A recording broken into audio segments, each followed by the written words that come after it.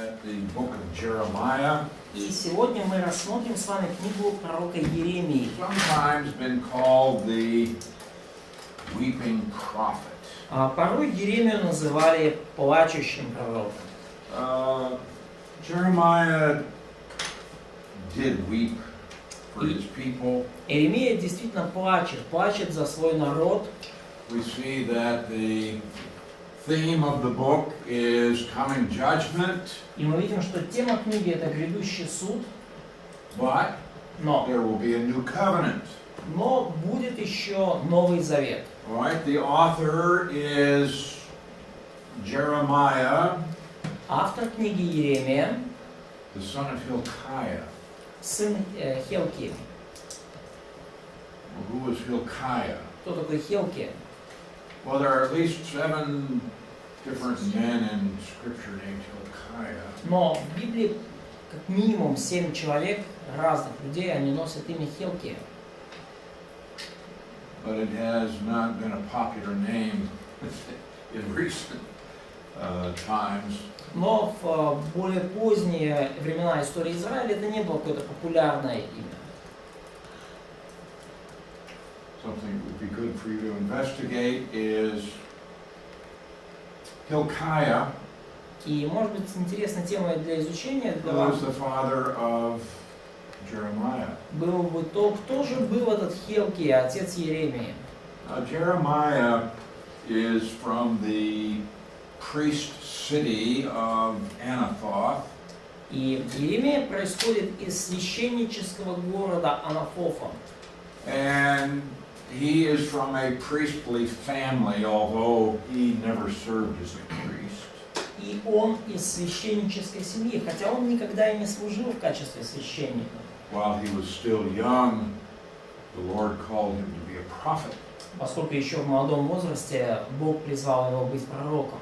Jeremiah had a secretary И у Иеремии был секретарь by the name of Baruch. по имени Варух. And Jeremiah would dictate, and Baruch would write down these things. И Иеремия надиктовывал Варуху, а Варух записывал все вот эти вещи, которые вошли в книгу.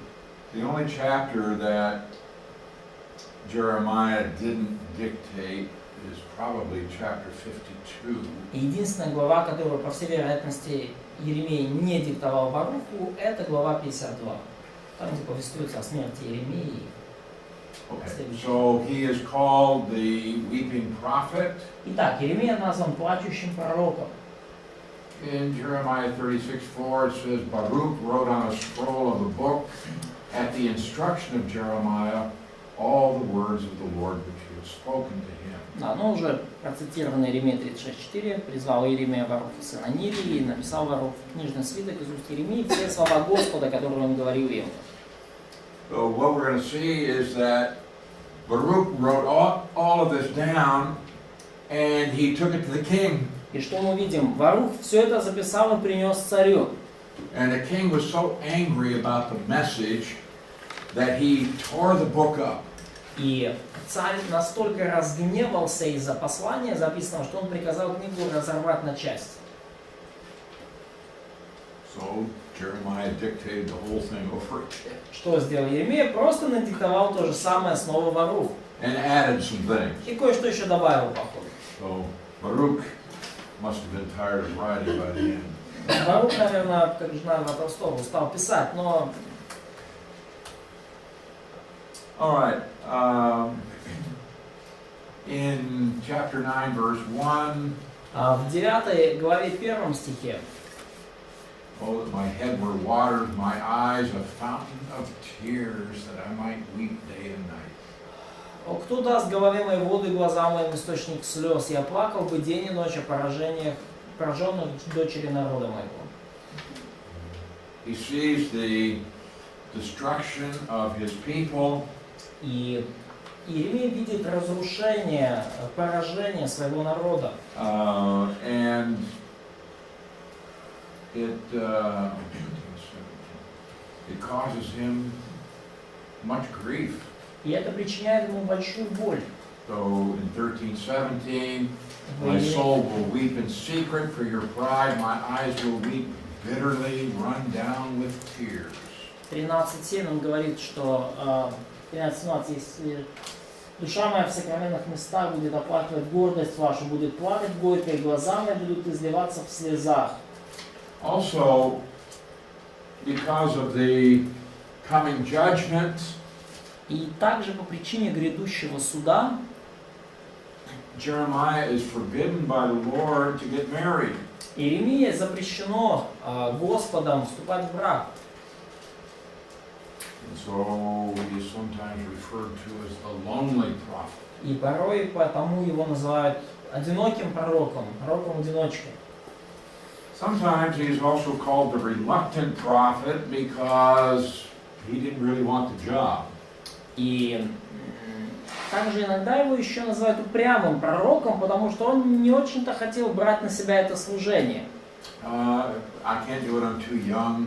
Он в самом начале книги говорит, ну я не могу, я еще слишком молод. Jeremiah was faithful to the Lord, Но Иеремия был верен Господу, even though he suffered a lot. хотя и страдал он очень много. Some people think that, oh, being a prophet, good job. И некоторые люди думают, ну а быть пророком вообще крутая такая работа, такое классное служение. But prophets often did not have a very easy life. Но у пророков порой, да не порой, очень часто жизнь была далеко не сладкая. And we see with Jeremiah, he had much opposition to his ministry. И как мы видели в жизни Иеремии, очень сильное противостояние было его From служению. almost every side, people would attack him because of his message. И по причине его послания Иеремию атаковали люди с любой стороны. Никому он не был мил. He was hated by the politicians. Его ненавидели политики, He was hated by the religious leaders, его ненавидели религиозные лидеры, священники, the prophets and the priests. пророки и другие, ну, то есть другие пророки и священники не любили его. We see in this book how he was physically attacked, he was beaten, И мы видим в этой книге, как он подвергается физическим атакам, его избивают, he was put into stocks, его помещают в кандалы, в колодки, да? thrown into prison, thrown into a pit. Его бросают в тюрьму, его бросают в яму, So he did not have an easy life, поэтому жизнь его была далеко не сад. but he was faithful to the Lord. Но он был верен Господу, и это великое свидетельство для нас. All right, the dates. Датировка книги. This is the date of his ministry. It goes from about 627 to 585 BC. И вот эта датировка служения Иеремии где-то с 627 по 585 год до нашей эры. What happened in 605 BC? Что случилось в 605 году до нашей эры? 3 times when Babylon came against Jerusalem. Итак, 3 раза Вавилон выходил на войну с Иерусалимом. 605, 597, 586. В 605 году, в 597 году и в 586 году. And in 605, Nebuchadnezzar came against the city and he took sons of nobility captive to Babylon. В 605 году Вавилон выступил под руководством Навуходоносора против Иерусалима, и они победили и забрали в плен сыновей знати, This would be Daniel and his friends. людей, Даниила и его друзей, например.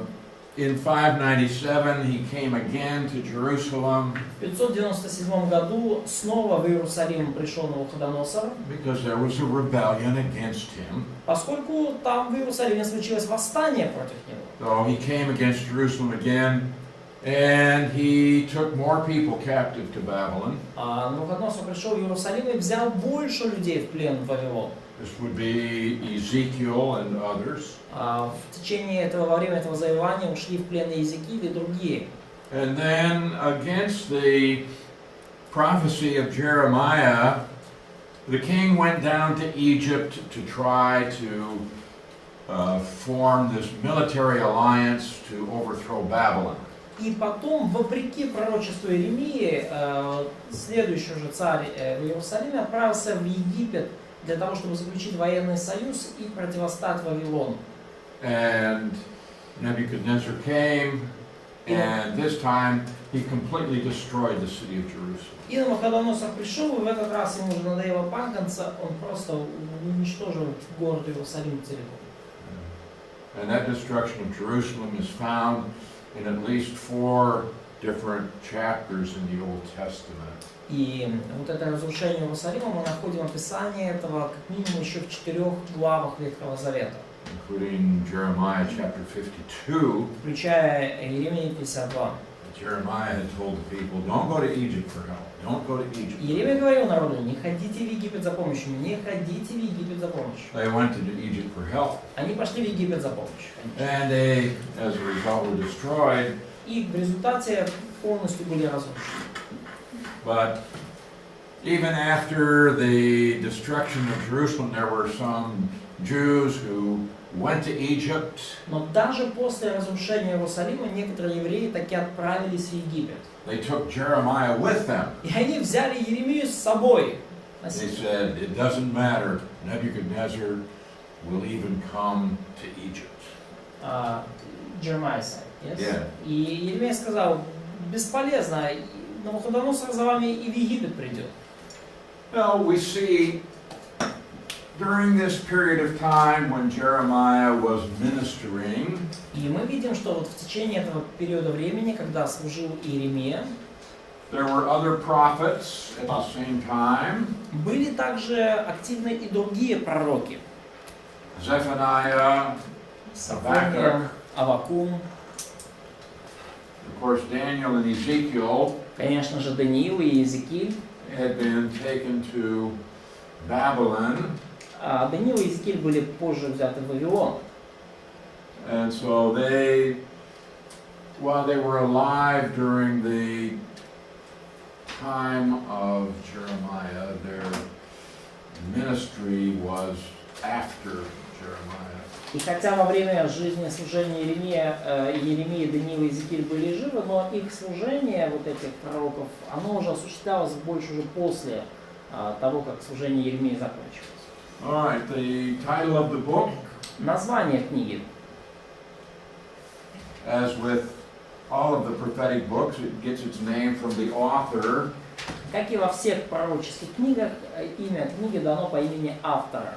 So we have the name Yirmiyah, И вот мы видим это имя Иеремия, which means Yahweh throws, и это означает либо Господь Яхве бросает, or Yahweh establishes. или Яхве устанавливает. So there's some discussion about the exact application of that name. Идут дискуссии по поводу того, как мы можем применить вот это имя, значение имени к книге. In what way is he throwing? Каким образом Господь бросает? Is he throwing down the southern kingdom? Is he throwing down other nations? Или Бог сбрасывает, так сказать, сокрушает Южное царство или другие народы? We don't know. Мы не знаем. The theme, purpose. Тема и цель книги. We have warning of God's judgment against sin.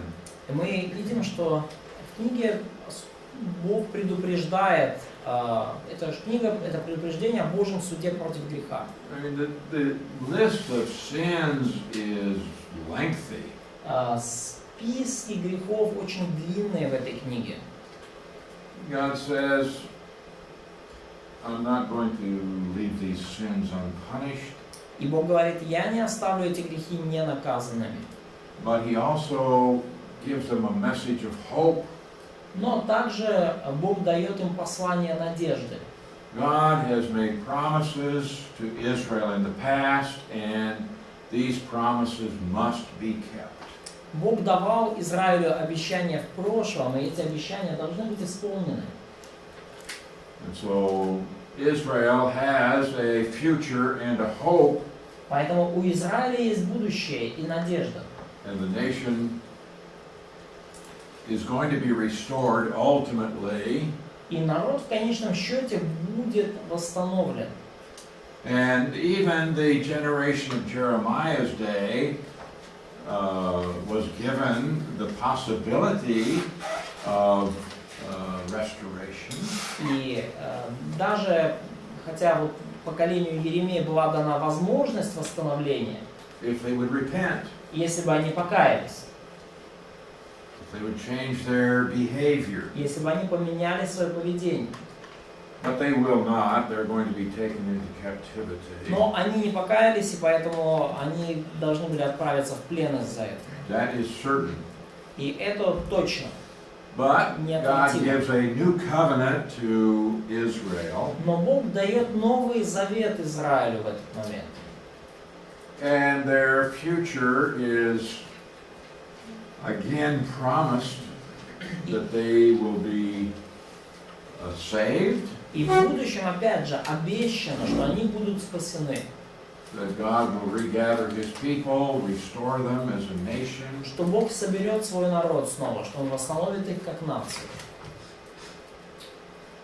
And so, even with the announcement of judgment, there is also the announcement of God's grace. Поэтому даже при объявлении о суде, при объявлении суда, мы видим также, что есть объявление о Божьей благодати.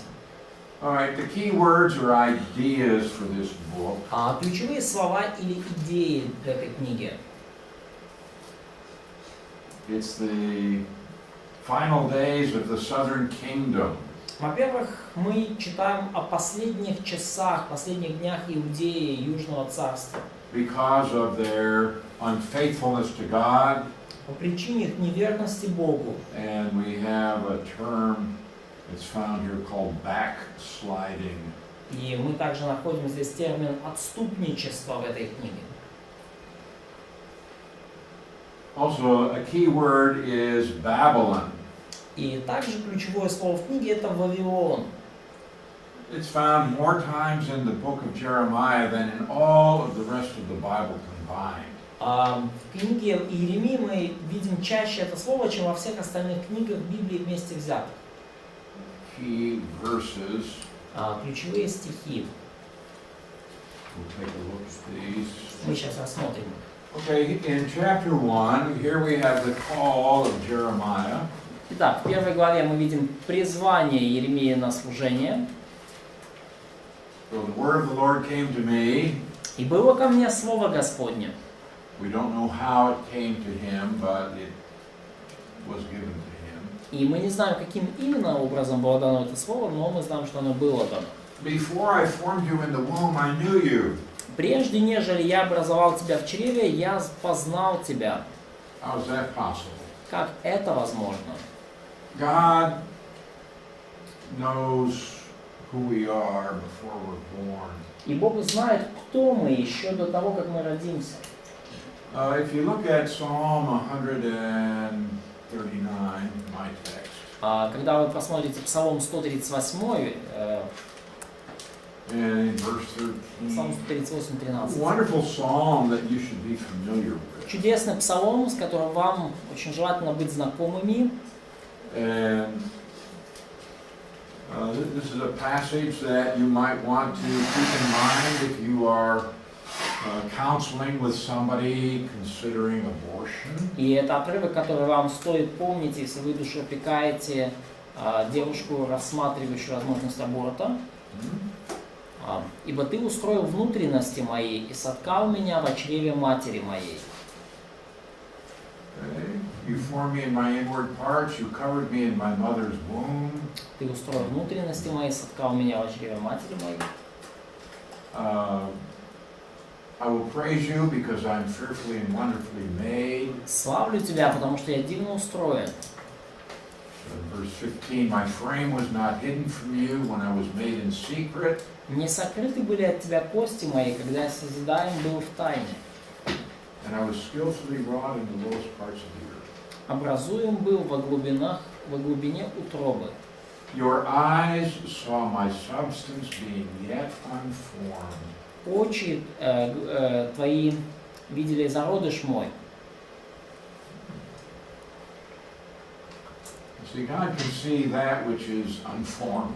И Бог может видеть даже что-то, что еще совсем не сформированное, еще то, что только образуется. God is all-knowing. Потому что Бог всезнающий. I mean, God called you to do something. Бог призвал вас что-то делать. You can follow your own will, Вы можете последовать собственному or you can решению. follow God's will. Или можете последовать Божьей воле.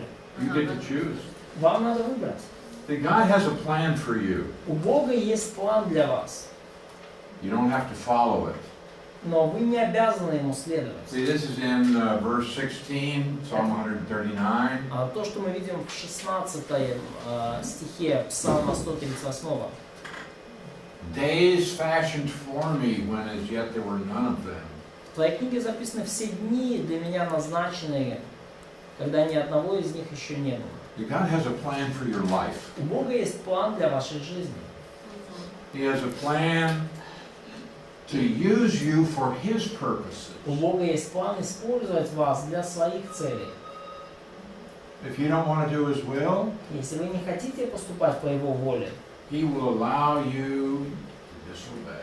Он позволит вам жить в непослушании. He had a plan for Adam and Eve. У Бога был план для Адама и Евы. Did they follow it? Они последовали этому плану. Well, He didn't desire for them to sin, Но Бог не хотел, чтобы они согрешили. and their action resulted in the curse and judgment. Поступки привели к суду и к проклятию. We see that God does have a plan. И мы видим, что у Бога есть план. And He said, I saw it before you were born, I sanctified you. Jeremiah 1:5. И в Иеремии 1.5 Бог говорит, что прежде чем, нежели я образовал тебя в чреве, я осветил тебя. Well, what does that mean? Что это значит, я осветил It тебя? does not mean that He made him holy, without sin. Это не значит, что Бог уже в утробе сделал Иеремию святым в плане человеком без греха вообще. It does mean that God is saying, I set you apart for my purposes. Это значит, что Бог говорит здесь, я отделил тебя для своих целей. I have a special job for you. У меня для тебя, Иеремия, особая работенка. And so He says, I ordained you as a prophet to the nations. Я поставил тебя пророком для народов, 5 стих. And Jeremiah said, Иеремия I говорит, can't speak. I'm a youth. «О, Господи Боже, я не умею говорить, ибо я еще молод». And of course, in one sense, we can understand И, конечно, в каком-то смысле мы можем понять, that those who are young often are not accepted as being those with understanding or authority. молодых людей вообще редко воспринимают как что-то понимающих или имеющих какой-то авторитет и власть. And even in the priesthood, И даже в священстве.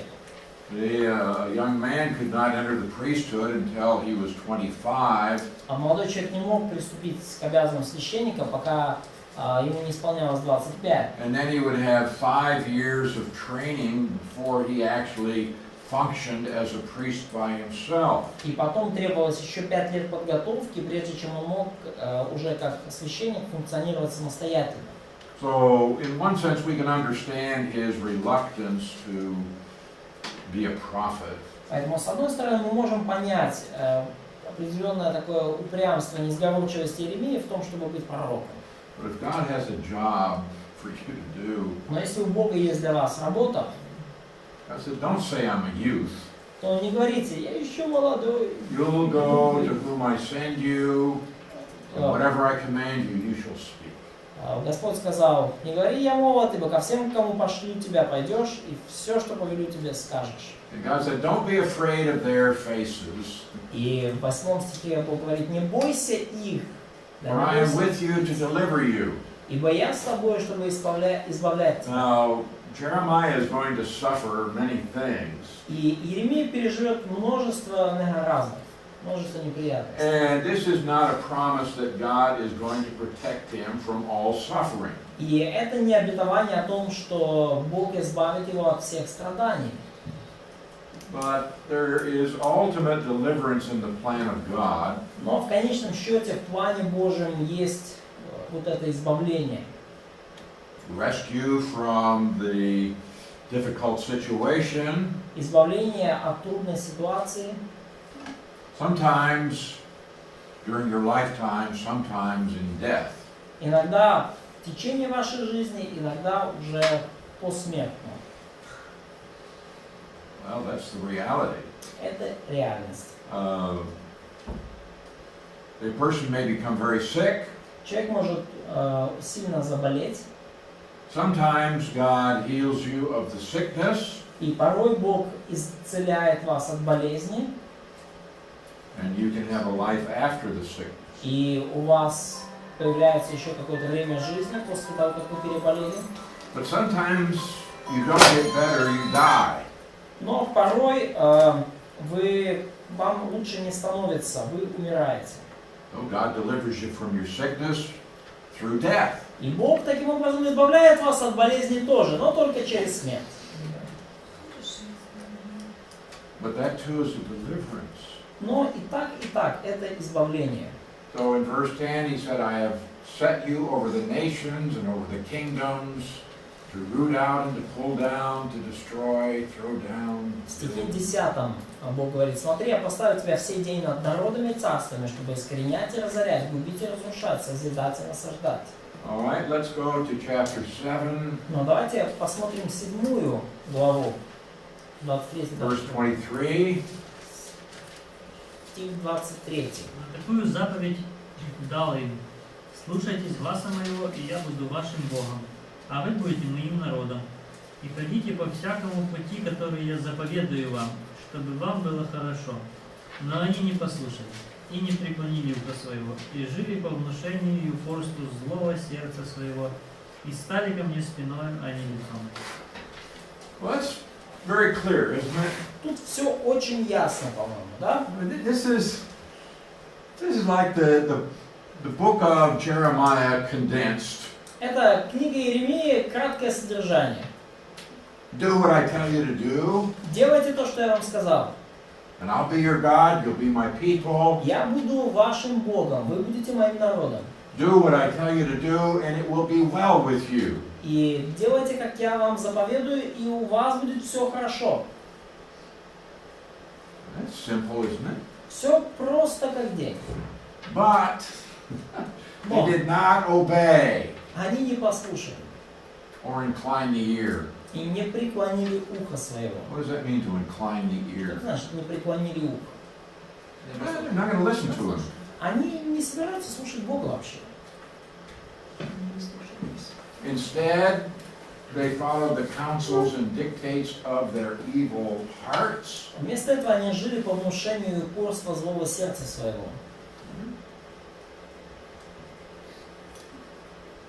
And yet these people are saying, how could God do this to us? И тем не менее, эти же люди будут говорить: а как Бог мог How позволить could этому God let случиться? this happen? Как Бог вообще мог сделать такое нам? Are we that way? Похоже на нас. Очень. Chapter 8, 8 глава, verse 11. стих 11. Роять рану народу мого легкодушно, кажучи: мир, мир, коли миру немає. Who is this speaking? Кто здесь говорит мир, мир? Мир, мир. The false teachers, Их лжеучителя, prophets and priests. пророки и священники. 10 стих показывает. So what are they doing? They are giving a message which is not from God. Что они делают? Они дают послание, которое не от Бога народу. They're saying everything's going to be okay. Они говорят: хорошо, все будет хорошо.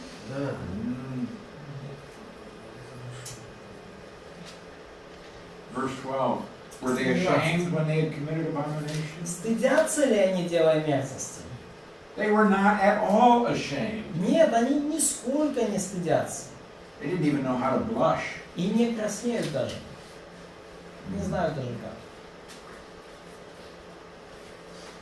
So they are living in rebellion against the Word of God, and they don't care. И они живут в бунте против Слова Божьего, и им наплевать. No shame. Никакого стыда. So therefore they shall fall among those who fall. Зато падут они между падшими. And in the time of their punishment they shall be cast down. И во время посещения их будут повержены, говорит Господь. So there is going to be the judgment that God has pronounced. И произойдет в итоге суд, который Господь провозгласил. The nation is going to be destroyed. The people will go into captivity unless they die. Нация будет уничтожена, народ, люди уйдут в плен, если не умрут. When Nebuchadnezzar comes against Jerusalem, oftentimes it took a long time before he actually captured the city. И когда Навуходоносор приходил завоевать Иерусалим, вообще долгое время потребовалось для осады, для реального захвата города. And many people starved. Like an assert, during his serve, in 586. Yeah. Да, в 586 году осада заняла несколько лет, и многие люди умерли от голода. But Но, in spite of the fact that God says they will be destroyed as a nation, вопреки тому факту, что Бог сказал, что как нация они будут уничтожены, there is the promise of a new covenant. как нация, как государство, но Бог дает при этом обетование Нового Завета. And God is going to forgive their sins И Бог собирается простить их and грехи restore them as a people. и восстановить свой народ. All right, key people in the book. Ключевые персонажи книги. Of course, Jeremiah, he's the major figure. Конечно же, Иеремия, он ключевой персонаж. Baruch, who is his secretary. Варух, его секретарь. Zedekiah, Сидекия, who is he? кто он? You should remember him. И вам нужно помнить о нем. He's the last king. Он последний царь. He's the last. Он последний. You can remember, well, in my alphabet we go from A to Z. Конечно, нам немножко проще, потому что в нашем языке его имя начинается на букву Z. Зедекая. И поэтому нам легче запомнить, что он последний. So, there will not be another king to sit on David's throne until Jesus returns. И больше не будет царя на престоле Давидовом со времени Сидекии до тех пор, пока Иисус не вернется. Миллениум. In Millennium Kingdom. And then, of course, we also have Nebuchadnezzar. Ну и, конечно, Навуходоносор тоже значимый персонаж. All right, in Jeremiah, we see some portraits of Jesus. И в книге Иеремии мы видим определенные такие образы Христа. He is the fountain of living waters. Христос изображается как источник живой воды. In Jeremiah 2:13, В Иеремии 2:13. he said, "The people have committed two evils. Пророк говорит, что «Ибо два зла сделал народ мой». First, they have forsaken me, the fountain of living waters." То есть он говорит Иеремии от имени Господа, да, что меня, источник воды живой, оставили. Secondly, И во-вторых, второе зло. they have hewn for themselves cisterns, broken cisterns that can hold no water. Высекли себе водоемы разбитые, которые не могут держать воды. Now, what is he saying here? И о чем он здесь говорит? Okay, they've forsaken the Lord, that's fairly clear. Они оставили Господа, это совершенно ясно здесь. But what is the second part? Какая вторая часть? Что она значит? Нашли інших богів. They found another gods instead of Yahweh. Yeah, Idolatry. yeah, they've created for themselves another source. Они создали себе другой источник. But what's the difference between a spring and a cistern? Но какая разница между источником, ну тут как бы ручьем и колодцем? Ну, это создали людьми. So the cistern is made by people. Yes, It's human made. right. То само собою. И там So the spring is just giving water by itself. Yes. Да. But a cistern is something that has to be filled. Но вот этот водоем, да, Разбитые. его надо заполнять. Ну это как больше как пруд или цистерна, ну бочка, скорее, да. Yeah. But he said, okay, you've created this cistern, И Бог говорит, вы создали себе эти водоемы, водохранилища, but it has a crack in it and it cannot hold the water. но они разбитые и не могут держать воды. So what he's saying here, one, you have rejected the Lord, but two, you have created a false god. И в чем их обвиняет Бог? Вы, во-первых, отвергли Бога, а во-вторых, вы создали ложных богов, Who can't help you. которые не могут вам ничем помочь. Also, we have this reference in Jeremiah 8:22. Также мы видим вот это указание в Еремии 8:22. Called the balm of Gilead. И здесь говорится о бальзаме галаадском. Chapter 23, verse 4.